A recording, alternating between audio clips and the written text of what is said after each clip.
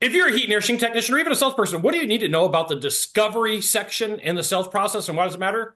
This is a fantastic question. I'm Scott Sylvan Bell, come to you live from Sacramento, California. Perfect day to talk about sales and business, and a fantastic day to talk about you. I'm coming to you live for HVAC technician sales secrets. All right, so I was sitting in bed the other night and I was thinking, hey, what is some content that I could put out that would really benefit salespeople in general? And it doesn't matter the industry, it doesn't matter the service, doesn't matter the product that is hardly ever talked about. And I was sitting there, I was like, oh, nobody ever really talks about the discovery section in the part of sales. So I got my $12 whiteboard here, right? So if your appointment starts at 8 o'clock in the morning, let's get that ring out of the way. 8 o'clock in the morning, you got your rapport phase. Hi, I like cats. You like cats. Hi, I like Hawaii. You like Hawaii. You got your discovery. What can we do to help? Right here. Right here. Then you got your presentation. You got your lockdown technique. You got the wall. And then you got your close. Okay.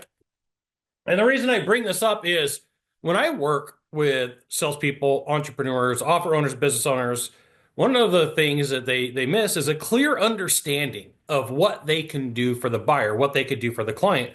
And the reason why this is super importante is, right, if you don't know what you could do, how are you supposed to offer a product or service? And I can think of countless times where I showed up on a sales call and the people are, just sell me something. Like, no, we're going to ask questions. And they're like, just give me a price. No, we're going to ask questions because I need to know well, it's my responsibility to figure out what's going to be of best service to you, right? So one, you got to have service in your heart. Like your heart's probably like right in here. Got to have service in your heart. Good. But you also have to maintain timeout. If I'm not asking these questions, if I'm not doing what's my role and what's my responsibility, I'm the one that's held accountable for this, okay? And so what you need to know is there is some let's just get this done, okay? So if you're in consultative sales, this is the consulting part. This is the conversation. And it's your role and responsibility to have a better understanding about the problems, the issues, the worries that your potential client has than anybody else. And you know what? I may take 5, 10, 15, 20 minutes longer than another salesperson. And that works to my advantage. That works to everything for me. That works to me saying, great, fantastic. I'm the one that put in the work. I'm the one that put in the effort. What I'm doing right here is trying to give you the mindset, the belief, the what to think, right? How you can make this really work to your advantage. Because once again, we get to the $12 whiteboard. I get to the $12 whiteboard. Most people, you go through tons of YouTube videos, you go through tons of content. Nobody talks about the discovery session. They talk about closing, right? Well, good. Yay. Yay. We talked about closing, but we didn't talk about how to make it easier. I'd rather put in all the work up front. Can I tell you a story? Like for real? Hi, my name's Scott. And at one point I worked in what I consider a chop shop. Okay.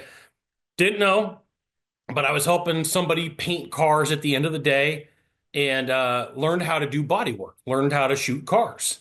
And one of the old school guys was like, hey, look, everybody wants these perfect paint jobs, these amazing paint jobs. It starts with the body work. It starts with all the underlying effort. Well, in sales, the body work is the discovery session. The body work is what everybody wants to speed through. So I'm gonna share with you some rules, some best practices. Do you have to do them? No, you don't. Should you do them? Yeah, probably be a good idea. Okay. Now, before we continue, you should absolutely join my email publication. Go to this URL, open a browser, type in your address, click on the button, all right? Type in your name, your email address, your phone number, click on the button. It's an email publication. You get emails from me. You'll love them, right? I write them. You'll love them. And what you need to know is there are some rules to this. There are definitely some rules to this. No answers, don't move forward, right? This is like, hey, I've heard people say it's like a sales temper tantrum, right? Like, hey, if you don't want to answer me, then there's no reason for us to move forward. There's no reason for us to continue. Sometimes your potential buyer, sometimes your potential client's like, I just want what I want. Just give it to me. And about, I don't know, 1% of the time, it's the right thing to do. 99% of the time, it's not. So I'm going to err on it's 99% of the time. We got to ask questions. So me on a possible consulting call last week, And the dude was like, I just want to know how much. I'm like, yeah, great. I need to know your problem to diagnose what we're going to do for you. No, how much? So me, $1 million. And the guy gets super frustrated. $1 million. This is ridiculous. How could you justify $1 million? I'm like, I can't. Can't justify $1 million, but you're not letting me go through what I need to know to deliver what I need to do. Now, that's the way that I would address it. I'm not saying that you have to do it my way. I'm just showing you the other side of the rainbow. That's the way that I had to deal with it for a consulting call, right? Your time to do this, your time, the way I look at this is my time's unlimited to figure out what I can do for somebody. If I really like the person, I feel like I can help them, I feel like I can deliver what I promise, I will spend as much time as I can. If they're being super difficult, like every time that they're right, I'm like, we're going to take a little bit of, maybe I don't want to help this person out. Maybe they're not the right type of client for me, right? Not every buyer is your buyer. Sometimes they belong working with your competition. That is the truth. That's the truth, the whole truth, and nothing but the truth. There are people that I have passed up on, and oh, thank goodness I did. Okay, here's the thing. You want to take notes. You absolutely want to take notes. You could use an iPad. You can use a tablet. I like to write because I can control time. Right? It's like I can write down my notes. And here's the thing that you need to know. If you're taking notes, it's important information. If you're taking notes, people have taught not to interrupt. So you can stretch time as you're needed. And this is like, sometimes I'm like, man, I don't know. What direction am I going to take this? And I'm writing stuff down, like, nah, go surfing, blueberry pancakes in the morning. What am I going to do here? It gives me time to think. And then like sometimes after I'm done writing, I'll sit there and I'll pause and I'll shake my head for a second. And then I'll write a little bit more. And then I'll sit there and I'll pause. And like people are like, hey, you really think about this. Yeah, absolutely. Sometimes I'm trying to think of like, okay, what kind of do to help them?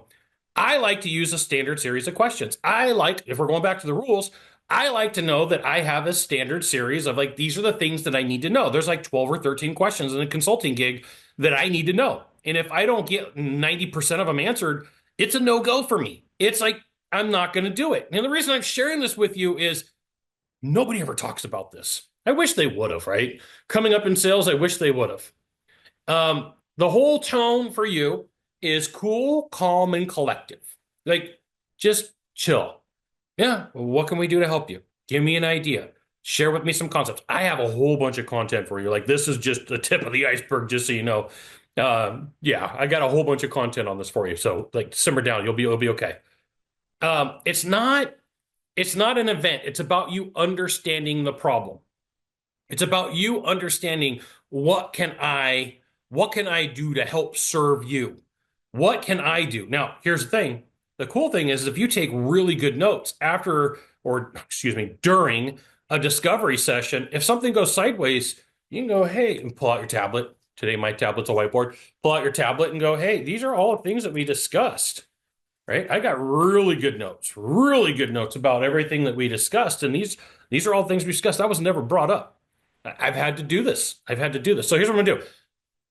For the rest of this time that we are together today, there's going to be times where I share my screen. All right, I'm going to share my screen, and up in the corner, like right here, there'll be a little video box of me, and then you will see my Microsoft Word notes. Okay, so the reason that I share this with you, the reason that I say, hey, look, you need to know that I'm screen sharing, is because I want you to see and understand that I put a lot of time into this. So here is just a list of types of questions that you could ask in a discovery question session, right? 1 to 10 questions. On a scale of 1 to 10, 1 being important, 1 being not important, 10 being super important. Where do you put this? Can't pick 7. Budget questions. Where did you want this to be? Did you want it to be a 5,000, 10,000, 20,000? You don't want to give me a budget. Can you give me a range? Closed-end questions, open-end questions. How do you believe you want to take care of this? Is this something you want to do? Close-end questions, open-ended questions. Fact-based questions. What were your bills last month? How many people work for you? Fill-in-the-blank questions. Hey, if I say bananas, what do you say? Right? The ridiculous example, by the way. Hypothetical questions. Let's just say, for example, that this incident goes down. How would you deal with it? Right? Narrow down questions. If I give you a bunch of options here, which 1, 2, or 3 would you pick? So a lot of times there's like check boxes near these. Paint the picture question for me. In your mind, if you had to paint this and paint the picture, what would you share with me? How would you explain? How would you explain this dissolve? I don't know where that came from. Pick a number of questions. Like pick out of 5 questions, which one's the most important to you? Tough questions, right? Tough questions are the ones in your industry, in your service, in your product that everybody's like, if I ask that, I'm going to get kicked out. That's why you should ask them. What do you not like questions? What do you like questions? Right? Tell me about what you like and what you don't like. Who is better? Who is better? And then yes or no questions. Like you could build a really robust question process. Now, here's the thing. I have found that the best discovery questions are about 12 to 15. So if you could only pick 12 to 15 questions here, pick the ones that are going to get you the most amount of lift, the most amount of momentum, the most amount of information that you need, right? And if it doesn't give you anything, don't use the question. Like I sat down with a company probably 2 years ago, and they're like, "Hey, can you help us build a sales process?" I'm like, "Yeah, show me your discovery questions." I didn't start there. I'm just like this. Hey, show me your discovery questions. I'm like, why? Why do you ask that? Oh, well, one guy 7 years ago said it was a really good question. I'm like, okay, what does it get you? We don't know. Like, why are you asking it? All right. Now, here's the thing. Here's the thing. You got to think of questions like I'm starting here and I'm moving down gradually. Okay. In sales, you're going to hear the fortune is in the follow-up. And that's true after a sales meeting. It's also true after asking a question. Okay. It's also true when you are having a conversation. The fortune, like I'm going to start up here high level with a question, and then I'm going to bring it down. I'm going to peel the layers of the onion, as they say. Okay. So right here, I've got a bunch of follow-up questions that you can ask um, trying to get this perfect right there. I got to touch the screen, Scott. I got a bunch of questions that you could ask. Can we dig deeper here? I like your answer, but I need to dig a little bit deeper. Can you explain why this isn't a priority for you right now? How does this answer really align with your goals or your strategies? Now, how I'm saying this is how I'd probably say it in real life. How does this really fit into the bigger picture of what we're looking for? How would you measure success in this area in this endeavor? Tell me more of what you mean by that. That sounds important to you. Mind sharing how you see it? What challenges are you currently facing with this answer or with this project that you have going on? I'm kind of lost. What do you mean by that? What specific outcomes are you hoping to achieve with this project? What would be an ideal solution and what would that look like to you? What would be the impact if we could address this effectively? What would you like to avoid or prevent with a solution? When you say blank, do you mean blank? Who else on your team would be impacted or would need to weigh in on this? Like you're trying to figure out who the decision makers are. Now, if you know NLP, you can talk about visual, you can talk about auditory, you can talk about kinesthetic. If I could spell that word correctly, right? And I don't have to. There we go, fixed it. Right? You could totally use visual, auditory, kinesthetic cues to your advantage here, if so inclined. You don't have to. It's more of a ninja move, I'm going to say. But you really want to follow up on these questions. You really want to say, hey, what's going on here? What can we do to move the ball forward? And that first starts with really good discovery questions and then really good follow-up questions. Now, you could do very well in the sales world if you were like, okay, I'm going to ask my discovery question and then I'm going to ask my follow-up questions, right? It's not just one, right? You are looking for an understanding. It could be 1, 2, 3, sometimes 4, but not on every question. Right? If you really want to drive somebody nuts, here's what you do. You go in your discovery session with 12 questions and then you daisy chain a bunch of these, let me discover more and peel back the onions way too far. In some instances, you're going to go 2 or 3. Very rarely will you go 4. Most of the time, it's going to be 1. Okay. So we got question, we got secondary or tertiary or third question, however you want to say it. And then you're going to really love this. You're going to love to paraphrase, right? You're going to love to paraphrase. Now, There are tons of different ways for you to paraphrase. I think I have 20 here. I think I got 20 here. And so they could be as like, hey, am I right in thinking, oh, this is way out of whack. Give me 1 second. Let me fix this because there's certain ways that I like to present. It's in alphabetical order. I fixed this last night. Okay. Am I right in thinking that, right? I'm asking an I question because I want to make sure that I have complete understanding and I want to paraphrase.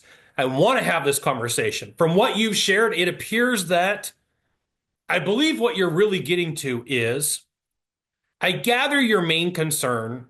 If I recap this conversation, this is what was said.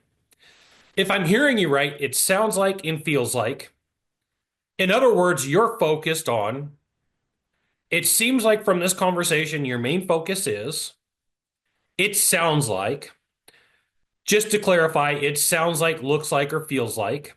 You could use your visual, auditory, kinesthetic, NLP ninja moves here too.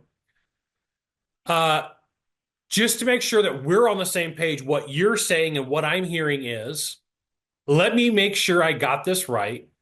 So if I understand correctly, so your priority is the way that I'm interpreting this, interpreting this is, to put it another way, you're saying, to summarize, you're looking for, what I hear you saying is, would it be accurate to say that this is what you're saying?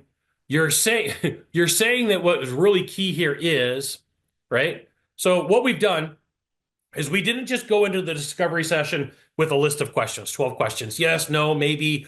And it didn't, 2 or 3 minutes. Whew. If I'm going and I'm working with a salesperson and they're like, Scott, I'm struggling. Okay, we're going to talk about time first. One of the first conversations we're going to have is time. How much time are you spending with the people that you're talking to? How much time on site, time on call, right? And in in-home sales, that number should be at least an hour, preferably 90 minutes. And if they go, hey, I'm at 45 minutes, I'm like, tell me about your discovery phase. Tell me about, like, if we pull out the whiteboard here and I go, tell me about your discovery phase, like run a discovery phase on me. And it's 2 minutes. I'm like, we've already identified where some of your key issues are and your key problems and your key struggles.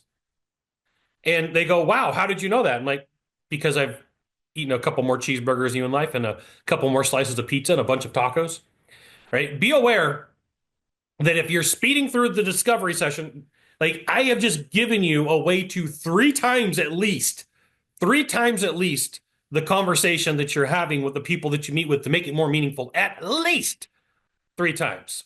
And the reason why this is super importante for you and everybody else is at the end of the day, you need to lengthen this conversation a bit. Now, I got to give you you can go too far. You can absolutely go to crazy town. You can absolutely cause yourself a bunch of issues. Don't do that. You don't have to. Okay? So, next up, you can modify this as much as need be. At the very end, just recap what it is. I just want to make sure that you and I are on the same page. What you shared with me was blank, blank, and blank. And did I miss anything? Like, did I miss anything is the ultimate check-in, right? We should actually, am I missing anything? Did I miss anything? Now, if you ask these two questions, this is like a premature lockdown technique. They're like, no, everything is good. We love that you took the time with us. Nobody else took this time. Like that conversation, I got a lot. So here is what's going to happen. Inevitably, you are going to end up with Mr. Smith, Mrs. Smith, Mr. Jones, and they are going to try and avoid a conversation. Hey, sales dude, I've already talked to 25 people. Just get to the point. Well, here's the thing. It is your role and responsibility, just like it's my role and responsibility to go, time out. Discovery session, super important. I'm thinking this, not saying this, right? I have to know what I can do to help you. And so sometimes what people are doing is they in sales, there's a version of this called go fetch a rock or chase a rabbit. What happens is somebody inside of an organization, somebody at a house, somebody in a business is told, we already have XYZ vendor. We are either going to use other bids to beat the price down or to confirm a buying decision already made. And a lot of times this happens, this this area happens where people are just get to the point where they've had 3, 4, 5 presentations where they are playing a game of go fetch the rock or chase the rabbit. Okay. So you have to maintain a sort of friendly control and go and give a little bit of pushback, right? A lot of pushback is a little bit further down. That's so you're in evasive, super evasive answers. So my answer may be, hey, for us to explore the best solution, it would be helpful if we can dive a little bit deeper into this area. That's my nice way of going, hey, stop being a jerk. I need some answers. I'm not saying that. I'm thinking it. I could see why this might be a sensitive area, but understanding it would be better. It better could really help me understand your goals. There is something wrong with that sentence. I'll fix it later. You understand what I'm trying to say. I understand if some of these details are hard to share, but specifics will really help us find the best path forward. I'm being polite. Like, you need to give me a certain level of information, and you agreed to it when we got here. I want to ensure I fully understand your needs. Could you clarify that a bit more? Right? I want to respect your time, so let's focus on the key details here that'll make it the biggest impact for us. I notice that we're staying general here. Would you be open to discussing specific challenges? This is a really good question right here to ask. This is a really good question right here to ask when people are being really evasive. If I'm off track, please let me know. I'd like to be sure that we're aligned on what matters most to you. You are going in please believe, some people are going to be like, you got me. All right, I'll play ball. And sometimes people aren't. There's a reason why we're not, if there's a reason we're not getting specifics, feel free to let me know. I want to make sure we're both comfortable. It sounds like there's more to this. Could you give me a little bit of insight? To make the most of our time, it would be helpful if we get a little bit more specific here. You can say it whatever you want. You can Frankenstein your message out of everything that I have here. So let's say that the person is completely evasive and they are absolutely playing games, and you need to call them out. You need to say, hey, wait, we need to get this figured out. Like, listen, your tone and your urgency are going to increase slightly. Say it with me, slightly. Not to the moon, sales dude. Not to the moon, okay? Hey, and typically I throw a hey in here. Hey, I want to make sure that we're not just skimming the surface. Let's tackle these issues head on, if possible. My tone, my pacing, my word structure is going to be a little bit different. Listen, it's hey and listen. Listen, I'm here to provide value, but that requires transparency from both sides. Are you open to that? Head tilt forward. I'm using some body language on this. Hey, for some reason I'm sensing hesitation. For this to work, I do need more direct input from you. Like the ones earlier, a little bit more friendly. These ones are a little bit more firm, not super aggressive, not, hey, I'm going to be a jerk. I'll share with you how to deal with the next level. If the details aren't on the table, I'm concerned we won't be able to meet your needs accurately. Right? Like after these, I'm not talking anymore. I'm throwing it on them. If we can't get into the real issue here, it may be challenging for us to move forward productively. Let's be straightforward. Specifics are crucial for me to understand how we can best help your situation. Our time is valuable. If you're not comfortable discussing this in depth, let me know now. I'm like, hey, I will peel off. I'm like, peace out, Girl Scout, deuces, whatever way that you want to explain it. To avoid wasting time, I need some clear answers on these points. Can we focus on specifics? We're at a crossroads where I fully need to clarify to proceed effectively. Can we be candid here? Right? You're going to give just a little bit more, not a lot. If you're a sales manager, you're like, my guys should never watch this. No, I didn't say yell, scream, be aggressive, be a jerk. I'm saying just elevate the situation slightly. Hey there, without specifics, I won't be able to determine if this is a good fit. Can we can we address the core issues directly? Right? Remember, the discovery session just as much for you as it is for them to solve their problems, their issues, their worries, their hopes, their dreams, their desires. And by you taking some time and digging in here, you have the ability to be better at what you do. Now, if we stopped right here, you would have the absolute ability to be way better at what you do. But like, but wait, there's more. First, please, please, please don't be a jerk. Don't be overly aggressive. Don't be like, hey, here you're going to have to answer me or I'm going to storm out, right? If you need to break up, it's going to be polite. If we can't figure out a way to answer these questions that I need, it's probably best if we find other solutions. Now, I'm not ever saying break up because the person's always going to come back with, what do you mean? And then I'm going to come back with, what do you think I mean? And so there's going to be a section of the population, let's name it 2 or 3%, that's never, ever, ever, ever, ever, ever, ever going to be your client. And sometimes, like when you take a look at your sales process and you take a look at what you're doing, it's better to find that out right here than all the way down at the end. Now, if you're a sales manager or business owner, it is the role of a salesperson or a consultant to protect your company. And if they go, hey, that person was the wrong client for us, that person wasn't a 10 out of 10, 9 out of 10, 8 out of 10, 7 out of 10 client, you absolutely positively need to protect your business. Now, in construction, sometimes it's slow and sometimes you got to eat the turd to keep the crews busy. If it was busy and in the middle peak of summer or the middle peak of winter in construction, or depending upon the service, I might go, okay. If you're a consultant and you need the money, you know the devil you're dancing with at this point. And the reason I bring this up is I don't let everybody be my client. When I was in sales, I did not let everybody be my client, and it hurt my closing rate. But my closing rate wasn't my ego. My closing rate was like, hey, I protected myself from shenanigans, right? It's what I did.